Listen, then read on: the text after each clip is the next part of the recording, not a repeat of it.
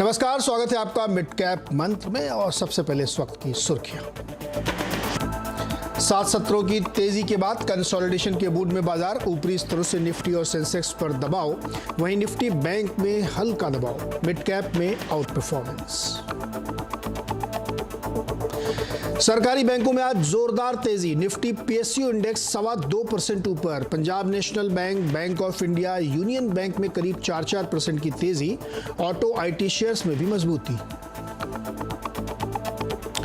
Energy, real estate और FMCG sectors में बिकवाली का दबाव। मिले जुले नतीजों के बाद एचयूएल दूसरे दिन फिसला, आज 2.5% नीचे। और ब्रिटेन में दिवाली धमाका। यूके के नए प्रधानमंत्री होंगे भारतीय मूल के ऋषि सुनक। 28 अक्टूबर को लेंगे पद की शपथ। सुनक के गद्दी संभालने के बाद राजनीतिक स्थिरता की उम्मीद से ब्रिटेन में एक्सपोजर वाली कंपनियों में अच्छी रौनक।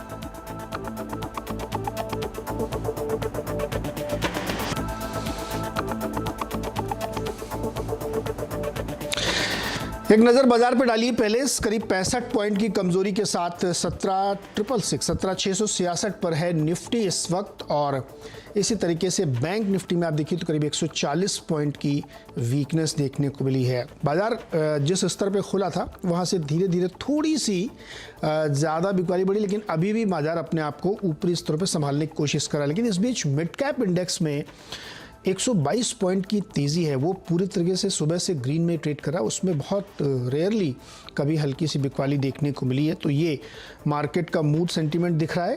हालांकि बढ़ने घटने वालों की शेयर्स की संख्या में घटने वाले शेयर्स की संख्या ज़्यादा है, 1.5 गुना है लगभग बढ़ने वालों के मुकाबले। लेकिन बाज़ार में अभी भी ऐसा लग रहा है कि एक सुस्ती भरा कारोबार है और थोड़ा बहुत ऊपर से नीचे की तरफ वो रुझान कर रहा है।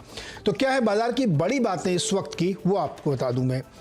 7 सत्रों की तेजी के बाद एक तो बाजार कंसोलिडेशन के मूड में है। ऊपरी स्तर से हालांकि थोड़ी थोड़ी फिसलन है, लेकिन फिर भी एक आउट परफॉर्मेंस आपको मिड कैप इंडेक्स में देखने को मिल रहा है। खासतौर पे अगर आप सरकारी बैंक पीएसयू इंडेक्स में डालिए, पीएसयू बैंक इंडेक्स में, तो वो काफ़ी बड़ी मजबूती के साथ कामकाज कर रहा है। ऑटो इंडेक्स में तेज़ी है। आईटी शेयर्स थोड़ी सी मजबूती का कामकाज दिखा रहे हैं आप। तो ऊपरी स्तरों से फिसलन जरूर है, लेकिन अलग अलग सेक्टोरल पॉकेट्स में आपको एक मजबूती भी देखने को यहाँ पे मिल रही है। एफएमसीजी में थोड़ा सा दबाव है क्योंकि उसको एचयूएल लीड कर रहा है और एचयूएल में नतीजों के बाद से कमज़ोरी बनी हुई है। आज भी वो कमज़ोर कामकाज कर रहा है। तो इससे ये लगता है कि शायद थोड़ा सा प्रेशर उन स्टॉक्स पे है जहाँ पे वीकनेस देखने को मिल रही है। हालांकि ऊपरी स्तर से बैंक निफ्टी भी करीब 350 पॉइंट कमज़ोर हो चुका है। तो इस वक्त बाजार का मूड क्या है, कैसे अप्रोच करना चाहिए आपको, इस पर बातचीत करेंगे प्रकाशगाबा.com के प्रकाश गाबा से। गाबा सर, थोड़ी थोड़ी बिकवाली बढ़ी है इस बीच, ऊपरी स्तरों से थोड़ा प्रेशर बढ़ रहा है। क्या मूड आपका बन रहा है निफ्टी को लेकर के? Sluggish, good afternoon. स्लगिश तो होना है नीरज जी, क्योंकि कल गैप अप था, आज भी गैप अप था। स्लगिश तो होना ही है। यहाँ पर शॉर्ट कवरिंग चल रही है और कुछ नहीं, लेकिन काफी दौड़ा भी है। 3-4-5 दिन के देखें तो मार्केट बंद था, लेकिन गैप्स मिले, इसलिए मिले गैप्स। तो वहाँ पर प्रॉफिट बुकिंग आ रही है यहाँ पर ऑपरेशंस पर, लेकिन शॉर्ट कवरिंग भी है। लेकिन सपोर्ट वीक नहीं है। निफ्टी कहें तो कह सकते हैं कि थोड़ा और नीचे आ सकता है, पॉसिबली करीब 17,600 तक आ सकता है। अब ट्रेड है 672। और बैंक निफ्टी में भी कहेंगे स्ट्रेंथ तो है, लेकिन बैंक निफ्टी में थोड़ा ज्यादा ही स्ट्रेंथ है कंपेयर टू निफ्टी। तो लेकिन थोड़ी स्लगिशनेस है कुछ। तो गावा सर, ये बताइए कि इस वक्त आपको कोई स्टॉक पसंद आ रहा है क्या जिस पे ट्रेड लिया जाए? मुझे बैंक ऑफ बड़ौदा पसंद आ रहा है। बैंक ऑफ बड़ौदा का चार्ट बेसिकली अच्छा है पीएसयू बैंक में से, और करीब 4-5 दिन से एक अपमूव देख रहे हैं। ये बाई मोड पर है, ट्रेड कर रहा है 148, 150-152 देख सकते हैं। इसमें स्टॉप होगा करीब 146 या 146 का स्टॉप होना चाहिए बैंक ऑफ बड़ौदा में। 150 की उम्मीद कर सकते हैं, फिर 152 भी मिल सकता है। अच्छी रेंज पे चल रहा है, इसमें स्ट्रेंथ काफी हद तक डेमोन्स्ट्रेट हुआ है। दूसरा स्टॉक जो मुझे पसंद है इस वक्त वो है इंडिया सीमेंट। यहाँ पर भी एक तेजी नजर आती है। ट्रेड कर रहा है 242 जोन्स पर, मेरे ख्याल से 250 तक जा सकता है। इसका स्टॉप होगा 238। तो इंडिया सीमेंट और बैंक ऑफ बड़ौदा पर ध्यान देना चाहिए on the long side. India cement और बैंक ऑफ बड़ौदा, मुझे ध्यान है गावा सर, आपको याद है सुबह हम लोग किसी कॉलर ने पंजाब नेशनल बैंक पूछा था, तो आपने कहा था कि इसको भी होल्ड करना चाहिए। और पंजाब नेशनल बैंक में भी स्ट्रॉन्ग कारोबार दिख रहा है। और एक स्टॉक गाबा जी आपको याद होगा, बहुत छोटा बैंक है, साउथ इंडियन बैंक। यस हम लोगों ने जब बात की थी तो वो 6-7-8% ऊपर था, अभी 16% ऊपर है और आपने कहा था कि इसमें अप मूव बनता हुआ दिख रहा है, मोमेंटम चेस करना चाहिए। अभी भी क्या हो रहा है बंदी है? 19,000 शेयर थे, मुझे ध्यान है किसी के पास 19,000 शेयर था, फिर 50% प्रॉफिट बुक कर लीजिए, बाकी बस 12 का स्टॉप लगाइए। राइट। उनको अभी कल 13 का स्टॉप लगाइए। मोमेंटम है, 7 दिन से ऊपर है, ये और भी जा सकता है ऊपर, लेकिन प्रॉफिट प्रोटेक्ट करना हमारा धर्म बन जाता है। प्रॉफिट प्रोटेक्ट करना धर्म बनता है, ये बिल्कुल सही बात है। तो ये करना चाहिए और आप जिस तरीके की मजबूती इसमें देखने को मिल रही है वो बहुत ही इंटरेस्टिंग। गाबा सर, एक स्टॉक है लॉरस लैब, इसमें लगातार वीकनेस बनी हुई है, आज भी स्टॉक कमज़ोर ट्रेड कर रहा है, क्यों इतना ज़्यादा? इसमें क्या चार्ट काफ़ी ख़राब हो गया क्या लॉरस लैब का? एक्चुअली परसों नहीं, एक्चुअली फ्राइडे के दिन या थर्सडे के दिन इसने चार्ट को बिगाड़ दिया। जब 530 के आसपास ट्रेड करा तो लगातार एक बहुत बड़ी गिरावट आई थी, करीब अंडर 500 चला गया। 3 दिन से डाउन मूव है यहाँ। चार्ट तो बिगड़ा हुआ है, लेकिन सपोर्ट नीचे है 440 के आसपास। क्या यहाँ से और नीचे जाएगा? कहना मुश्किल है, लेकिन है स्ट्रक्चर वीक, पॉसिबल है कि और लेवल देख सकते हैं, लेकिन सपोर्ट जोन के इर्द गिर्द ट्रेड करता है, तो इसलिए यहाँ पर शॉर्ट नहीं करना चाहिए। लेकिन अगर शॉर्ट किया हुआ है तो आप प्रॉफिट बुक कर सकते हैं एंड लेट्स सी, और continue with the balance profit. Okay Gaba sir, दो स्टॉक दिखाइए, एचयूएल और नेस्ले। कल मुहूर्त ट्रेडिंग के समय अपोजिट डायरेक्शन में था, नेस्ले ऊपर था, एचयूएल नीचे था, आज दोनों नीचे हैं। एचईएल तो डेफिनेटली लगता है कि वीक है यहाँ पर, डिफेंसिव बेट, लेकिन हो सकता है 2450 है, यहाँ पे एक स्लाइड होने की संभावना है। स्टॉप होना चाहिए 2540 का, तो एचयूएल वीक लगता है। नेस्ले हैवी, एक्चुअली ये स्टॉक बहुत महंगा स्टॉक है, महंगा तो नहीं कहूँगा सर, हाई वैल्यू स्टॉक है, तो नेस्ले पे भी थोड़ी प्रॉफिट बुकिंग नजर आती है। नॉर्मली ये इंस्टीट्यूशनल फेवरेट है, लेकिन हो सकता है थोड़ा डिप मिल जाए। 20,000 लगता है कि यहाँ पर स्ट्रॉन्ग सपोर्ट हुआ, शायद ये यहाँ पर संभल जाए, लेकिन यस हैवी। गावा सर, एक स्टॉक है एलटी फूड्स, 130 पे इस वक्त ट्रेड कर रहा है, करीब 5% की बढ़त है इसमें। इसका थोड़ा बड़ा चार्ट दिखाइएगा। एक महीने में इसने करीब 11-12% की रनअप दिखाई है, 13% रादर। गावा सर, एलटी फूड्स अभी और दम है क्या इसमें? एलटी फूड्स का नाम मेरे ख्याल दावत का है। यस, दावत, बिल्कुल। DAW, हाँ। DAV, दावत नहीं मिल रहा है मुझे, दावत नहीं मिल रहा है, नहीं एलटी फूड। DAA सर, गावा सर DAA लिखिए। DAA, ओके, यहाँ देखो, हाँ मिल गया। देखिए अंग्रेजी डिफिकल्ट हो गया, शिशि सुनाक बन गए, लेकिन स्पेलिंग नहीं आती। दावत अच्छा लगता है मुझे, स्टॉक बढ़िया है, मोमेंटम बहुत अच्छी चीज है। इनफैक्ट यहाँ पर कंसोलिडेशन दावत में इतना अच्छा हुआ है, और उसके बाद जो आज ब्रेकआउट मिला है ना, ये अच्छा है। 129 पे ट्रेड कर रहा है, ये मुझे लगता है आपको मिलना चाहिए। इसके स्टॉप लगाना चाहिए 126।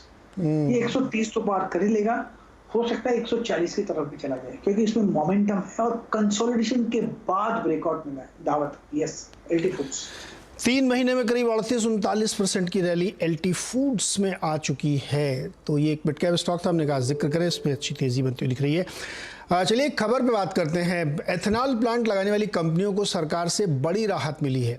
सरकार ने सब्सिडी स्कीम में हिस्सा लेने की डेडलाइन बढ़ा दी है। इस खबर पर ज़्यादा डिटेल देने के लिए हमारे साथ हैं असीम मनचंदा, हमारे सहयोगी हैं। असीम, क्या खबर, पहले ये समझाइए, डेडलाइन बढ़ा दी, इसका क्या मतलब है? देखिए, सरकार जो है सोल प्लानिंग को बढ़ावा जो है देना चाहती है। इसके लिए सरकार जो है जो भी प्लांट लगाना चाहती है कंपनियां या शुगर मिल्स, उनको जो है सब्सिडी जो है वो देती है।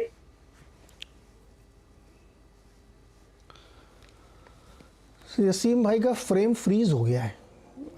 सरकार ने सब्सिडी स्कीम में हिस्सा लेने की डेडलाइन बढ़ाई, यानी जो लोग एथेनॉल का प्लांट लगाना चाहते हैं उसके लिए जो सब्सिडी पाने के लिए जो आवेदन करना था, उसकी तारीख अब अप्रैल 2023 तक बढ़ा दी गई है। यानी अगले और आपके पास करीब 6 महीने होंगे जब आप इसके लिए कर सकते हैं। चलिए असीम जुड़ गए हमारे साथ दोबारा। असीम बताइए।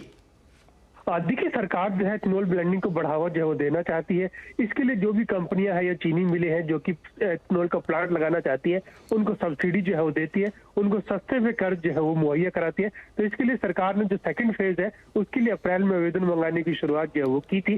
तो कई सारी कंपनियों के आवेदन आए, लेकिन कई सारी कंपनियों की ये मांग थी कि इस डेडलाइन को बढ़ाया जाए, क्योंकि उनको जमीन लेने में या एनवायरमेंटल क्लियरेंस लेने में काफी दिक्कतों का सामना जो है वो करना पड़ रहा। तो सरकार ने उनकी मांग को जो है मान लिया है और इस डेडलाइन को 6 महीने के लिए जो है बढ़ा दिया है। कंपनी अब अप्रैल 2023 तक इसके लिए आवेदन जो कर पाएंगी। खासतौर पर जो चीनी से एथेनॉल बनाती है कंपनियां, उनको भी फायदा होगा। और जो कंपनियां जो है कि G12 से या फिर जो कि राइस से या फिर वीट से, मेज से, बार्ले से एथेनॉल बनाती है, वो कंपनियां भी इसके लिए डेडलाइन के तहत इसके आवेदन जो है वो कर पाएंगी।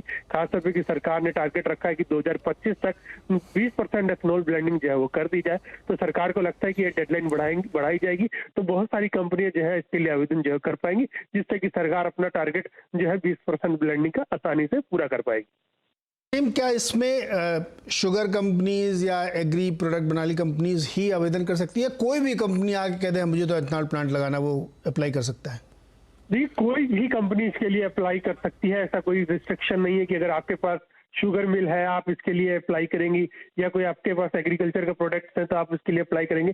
कोई भी कंपनी जो चाहती है कि उसको एथेनॉल का प्रोडक्शन जो करना है, उसको वो इसके लिए आवेदन जो कर सकती है। तो करीबन सरकार जो है बाजार दर से 4 से 6% सस्ती दरों पर कर्ज जो है मुहैया कराती है। पहली स्कीम, पहले फेज की अगर मैं बात करूं तो सरकार ने करीबन 100 से ज्यादा एथेनॉल प्लांट लगाने के लिए मंजूरी जो वो दी थी।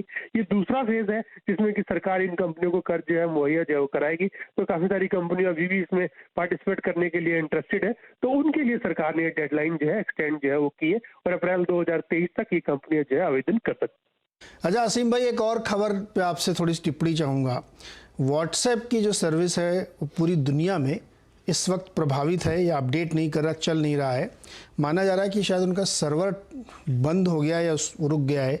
कुछ जानकारी है इसमें आपके पास क्या? हाँ जी, सही कहा आपने। व्हाट्सएप पिछले आधे घंटे से जो है काम जो है वो नहीं कर रहा और ये पूरी तरह से ग्लोबल आउटेज है, जिसको कि हम कह सकते हैं कि सारी दुनिया में ये काम जो है वो नहीं कर रहा, ना कि सिर्फ भारत की प्रॉब्लम है। अभी तक कंपनी की तरफ से कोई आधिकारिक बयान जो है वो नहीं आया है कि किस वजह से ये आउटेज जो है हुआ है, लेकिन जानकारी यही मान रहे हैं जो डाउन डिटेक्टर वेबसाइट है उसने बताया कि बहुत सारे यूजर है इसको रिपोर्ट कर रहे हैं कि व्हाट्सएप जो है वो काफी देर से उनका काम जो है वो नहीं कर रहा। तो अभी थोड़ी देर में कंपनी की तरफ से कोई आधिकारिक बयान आएगा कि कितनी देर का आउटेज हुआ और किस वजह से हुआ। हो सकता है कि उनके सर्वर की वजह से हुआ है, सर्वर ओवर हैंग कर गए या किस वजह से हुआ, वो कंपनी का आधिकारिक बयान आएगा तो हम अपने दर्शकों तक पहुंचाने की कोशिश करेंगे कि किस वजह से आउटेज जो है वो देखने को मिला। अच्छा, मेरा जो व्हाट्सएप था वो अभी मुश्किल से 3-4 मिनट पहले ही बंद हुआ। इससे पहले तक अपडेट हो रहा था, न्यूज़ रूम में चर्चा थी, तो मैंने कहा नहीं मेरा तो चल रहा है, लेकिन अब मेरा ही बंद हो गया है। क्या इसका कोई ये जो सूर्यग्रहण और ग्रहण उससे तो कोई लेना देना नहीं है? देखिए, ऐसा कोई कहा नहीं जा सकता कि इसका सूर्य ग्रहण से कोई लेना देना है। एक ये नॉर्मल रूटीन आउटेज जिसको हम कह सकते हैं कि हो अगले 15-20 मिनट तक ये आपका आउटेज जो है लगे। देखिए, काफी सारे इंजीनियर्स जो है इसमें काम बैकएंड पर काम जो है वो कर रहे हैं, तो उम्मीद है कि जल्दी से प्रॉब्लम जो है जल्दी रिजॉल्व हो जाएगी और आपका व्हाट्सएप जो है चलना जो है वो शुरू हो जाएगा। लेकिन हाँ, ये प्रॉब्लम है व्हाट्सएप की और पिछले आधे घंटे से जो है उसमें आपका आउटेज देखने को मिल रहा है। तो व्हाट्सएप पिछले आधे घंटे से अपडेट नहीं हो रहा है और असीम इसकी जानकारी हमें तत्काल देंगे जैसे ही कुछ जानकारी कंपनी की ओर से आएगी या जैसे ही वो ठीक होने वाला होगा। लेकिन इस वक्त अगर आप देखें तो पूरी दुनिया में इसकी दिक्कत आ रही है, आउटेज की समस्या है। असीम, बहुत बहुत शुक्रिया हमारे साथ जुड़ने के लिए और आप पता करते रहिए जैसे ही वो कुछ बताइएगा हम लोगों को कि कब कैसे ठीक हो रहा है और क्या दिक्कत आई थी इसकी वजह से। चलिए, एक और कंपनी है IGL। दूसरी तिमाही में कंपनी के नतीजे जो हैं अनुमान से कम थे। कंपनी की जो आमदनी है वो 11% तो बढ़ी है, लेकिन मुनाफा 1% कम हो गया है। वहीं मार्जिन भी उम्मीद से कम थी। नतीजों पर बातचीत करने के लिए हमारे साथ कंपनी के मैनेजिंग डायरेक्टर संजय कुमार जी हैं और इनसे हम बातचीत करेंगे, समझेंगे कि ये नतीजों को कैसे रीड किया जाए। संजय जी, बहुत बहुत स्वागत है आपका। जो आपका परफॉर्मेंस है वो ये दिखा रहा है कि काफ़ी वीक हो रहा है इन टर्म्स ऑफ मार्जिन, यानी कि जिस भाव पे आप खरीद रहे हो, जिस भाव पे आप बेच रहे हैं, हालांकि आपने कई हाइक ली हैं, उसके बावजूद दिक्कत है। क्या स्थिति बन रही है इसकी? धन्यवाद। आप सबको भी दिवाली मुबारक हो। हमारा मार्जिन इस क्वार्टर में 7 रुपये 9 पैसे पर SCM रहा है और एबिटा मार्जिन की बात कर रहा हूँ। और हमने इस साल के शुरू में भी एक गाइडेंस दिया था कि इस साल में हम 7 से 7.5 रुपए के बीच में अपना एबिटा मार्जिन पर SCM रखना चाहते हैं और हमें ऐसी आशा है कि इस साल में हम ये मेंटेन करेंगे। ओके संजय जी, चूंकि वॉल्यूम एक बहुत इंपॉर्टेंट फैक्टर होता है आप लोगों के लिए, खासतौर पे सिटी गैस डिस्ट्रीब्यूशन कंपनीज के लिए, दूसरी छमाही ब्रादर शुरू हो गई है और इसमें बड़ा मैटर करेगा, क्योंकि गैस की प्राइसेस इंटरनेशनली थोड़े से तो कम हुए हैं, स्पॉट भी कम हुआ है और फ्यूचर्स भी कम हुआ है। कोई अंदाज़ा आप दे सकते हैं कि सेकेंड हाफ कैसा रहेगा इन टर्म्स ऑफ वॉल्यूम? और इस क्वार्टर में Q2 में हमने जो वॉल्यूम टोटल कंपनी लेवल पे परफॉर्म किया है वो 8.09 मिलियन क्यूबिक मीटर पर डे है, और हम इसको 8 से 8.5 के बीच में इस फाइनेंशियल ईयर में रखेंगे, रिमेनिंग जो H2 है इसका। और आपने सही बोला, इंडस्ट्रियल और कमर्शियल एक्टिविटीज अब पिकअप करेंगी, और फॉर्चुनेटली जो स्पॉट मार्केट में गैस का दाम है वो भी अभी घट रहा है। जो पहले $40 के दाम हम देख रहे थे वो $20 से $25 के बीच में अब आ गया है, तो इससे हमारे वॉल्यूम ग्रोथ में हमें सहायता मिलेगी। जी संजय जी, एक बहुत ही बहुप्रतीक्षित रिपोर्ट आनी है किरीट पारिक साहब की, और उस रिपोर्ट में बहुत सारी चीज़ें होंगी। उसमें से एक जो गैस प्राइस कैप करने की बातें चल रही हैं कि कंज्यूमर के ऊपर उतना बोझ ना पड़े, इसको लेकर के जो इम्पैक्ट आने वाला है या आ सकता है अगर ये ऐसी रिपोर्ट आई और ऐसी रिकमेंडेशंस हुई, तो आप हमें बताइए कि आपका व्यापार, आपका बिजनेस किस तरह से प्रभावित होगा, क्या ये लागू हो पाएगा, नहीं हो पाएगा, कैसे आप लोग इस चीज़ को डील करेंगे? IGL के लिए कंज्यूमर इज द किंग, और हम लोग हर समय कंज्यूमर को ध्यान में रख के ही प्राइस हाइक्स लेते हैं या नहीं लेते हैं। तो हमें ऐसा लग रहा है कि किरीट पारिक कमेटी CGD सेक्टर के इम्पोर्टेंस को ध्यान में रखते हुए कोई ना कोई प्राइस कैप मैकेनिज्म लेकर आएगी, और इससे CGD सेक्टर के ग्रोथ में हमें सहायता मिलेगी। संजय जी बहुत होपफुल हैं कि इससे डील कर लेंगे और इससे सहायता मिलेगी, लेकिन बहुत सारे सवाल इस पे खड़े होंगे। जो रिपोर्ट आई तो हम लोग देखेंगे, क्योंकि जो इनपुट कॉस्ट है, जो खरीद की कीमत है वो बहुत ज़्यादा, और बेचने की कीमत आप एक लिमिट से ज़्यादा बढ़ा नहीं सकते, वरना वॉल्यूम पे असर पड़ेगा, डिमांड पे असर पड़ेगा। लेकिन संजय जी होपफुल हैं कि कंज्यूमर इज़ किंग और उसको हित में ध्यान में रखते हुए कोई कदम लिया जाएगा। एक छोटा सा ब्रेक लेंगे यहाँ पे, ब्रेक से लौट के आएंगे तो कुछ मार्केट की बातचीत और ऋषि सुनक के बारे में भी कुछ बातचीत करेंगे।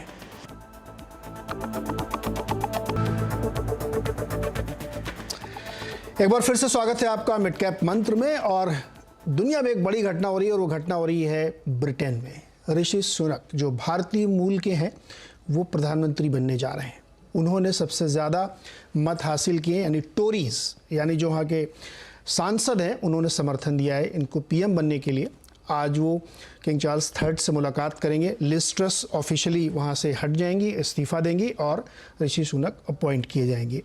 28 अक्टूबर को इसकी बाकायदा औपचारिक तौर पे शपथ ली जाएगी। ये अपने आप में बड़ी घटना इसलिए है क्योंकि जिस टर्मोइल से, जिस आर्थिक परिस्थिति से ब्रिटेन गुजर रहा है, उसमें लिज ट्रस को इस्तीफ़ा देना पड़ा। इतना विरोध हुआ उनकी पॉलिसीज़ का कि उन्होंने इस्तीफ़ा दिया, और उसके बाद ऋषि सुनक जी को अपॉइंट किया जा रहा है और उनका समर्थन है। ऋषि सुनक इससे पहले जब बोरिस जॉनसन थे तो उनकी सरकार में वित्त मंत्री थे, और उन्होंने बहुत सारे ऐसे काम किए थे जिनको लोग बहुत अप्रिशिएट कर रहे थे। लेकिन जब बोरिस जॉनसन हटे तो ये उम्मीद थी कि शायद ऋषि सुनक बनेंगे, लेकिन ऋषि सुनक नहीं बन पाए क्योंकि उस समय लिज ट्रस के फेवर में ज़्यादा लोग आए, और उसके बाद जो डिज़ास्टर किया लिज ट्रस ने कि 44 दिन के अंदर ही उनको इस्तीफ़ा देना पड़ रहा है। इसके बाद ऋषि सुनक बन रहे। तो ये एक बहुत महत्वपूर्ण मौका है, क्योंकि आज़ादी के अमृत काल में एक भारतीय ब्रिटेन का पीएम बन रहा है, उस ब्रिटेन का जिसने करीब 200 साल भारत में हम लोगों को परेशान किया था। इस पर ज़्यादा बातचीत करते हैं। हमारे साथ लंदन से सीधे संजय सूरी जी जुड़ रहे हैं, जो हमारे संवाददाता हैं। संजय जी, पूरी तस्वीर इस समय ज़्यादातर जानकारियों के तौर पर हम लोगों को समझ में आ रही है कि क्या क्या वहाँ पे हुआ, लेकिन आगे यहाँ से रास्ता क्या हो रहा है, क्या होने वाला है, अब कैसे कैसे होगा प्रोसेस? तो यहाँ लंदन में गजब हो गया। पीछे हमारे पार्लियामेंट की बिल्डिंग है, ये वो पार्लियामेंट है जहाँ से सदियों ब्रिटेन गवर्नर जनरल भेजता था भारत, वाइसरॉय भेजता था भारत राज करने के लिए। और आज वो दिन आया है जब एक भारतीय ब्रिटेन का प्रधानमंत्री घोषित कर दिया गया है। ऋषि सुनक अब ब्रिटेन के प्रधानमंत्री हैं। कमाल की बात है। पहले वो दौड़ में रहे, हार गए लिज ट्रस से, लेकिन हार तो दौड़ में रही, जीत उनकी रही हार के भी, क्योंकि जिन नीतियों को उन्होंने अपनाया था, जिन नीतियों का उन्होंने वायदा किया था, वो आज अपनाई जा रही हैं। लिज ट्रस ने बहुत प्रयत्न किया कि अपनी नीतियां अपनाएं, लेकिन वो असफल रही, जैसे कि हमने देखा। तो अब ऋषि सुनक जो है ब्रिटेन के प्रधानमंत्री बन चुके हैं। कितनी विचित्र बात है, कितनी गज़ब की बात है। मन करता है इस बात को बार बार दोहराते रहें, यकीन करने के लिए, अपने आप को यकीन दिलाने के लिए कि कितना कमाल हो चुका है यहाँ पर। एक दौड़ रही जिसमें एक के बाद एक बाकी हट गए। पहले बोरिस जॉनसन मैदान से हट गए, 100 MP भी नहीं ले पाए ताकि वो अगले कदम तक पहुँच पाएँ। पेनी मोर्डॉन दौड़ में रहीं, वो काफ़ी पीछे रहीं और कुछ मिनटों पहले उन्होंने कहा, निश्चित समय से कुछ मिनटों पहले कहा कि वो अब दौड़ में नहीं रहीं और वो ऋषि सुनक को सपोर्ट करेंगी। एक एक करके हट गए तो आखिर जाके कंजर्वेटिव पार्टी के लीडर ऋषि सुनक और यानी कि ब्रिटेन के प्रधानमंत्री ऋषि सुनक। अब अगला कदम होगा कि जो है लिज ट्रस, जो केयर टेकर प्रधानमंत्री हैं, जाएंगी बकिंगम पैलेस और किंग चार्ल्स को अपना इस्तीफ़ा देंगी। उसके बाद किंग चार्ल्स एक निमंत्रण देंगे ऋषि सुनक को कि वो सरकार बनाएं। उसके बाद ऋषि सुनक अपना नया कैबिनेट तैयार करेंगे और सरकार का काम शुरू करेंगे। एक दफ़ा फिर कहने की इजाज़त दें कि कमाल हो गया कि एक भारतीय आज ब्रिटेन के प्रधानमंत्री हैं। बिल्कुल संजय जी, कमाल तो हुआ है और वो कमाल आज़ादी के अमृत काल में हुआ है। ये भी बहुत बड़ा कमाल है। चलिए फटाफट आपको खिलाड़ियों के, जो खिलाड़ी नंबर 1 के जो हमारे खिलाड़ी थे, उसका एक दिखा दें क्या क्या उन्होंने आज टीम में शामिल किया है, जिसमें रुचित जैन, प्रशांत सामंत और अमित सेठ शामिल थे। इन लोगों ने जिन जिन स्टॉक्स को लिया है, एक बार दिखाइए प्लेट उसकी, तो हम लोग उस पर चर्चा कर लें किस तरह के स्टॉक्स इन्होंने अपनी टीम में शामिल किए हैं। चलिए, वो प्लेट में थोड़ी दिक्कत है, छोटा सा एक ब्रेक लेते हैं। ब्रेक के बाद देखिएगा KYC और आज में बातचीत करेंगे मैस्टेक के मैनेजमेंट से उनके नतीजों पर।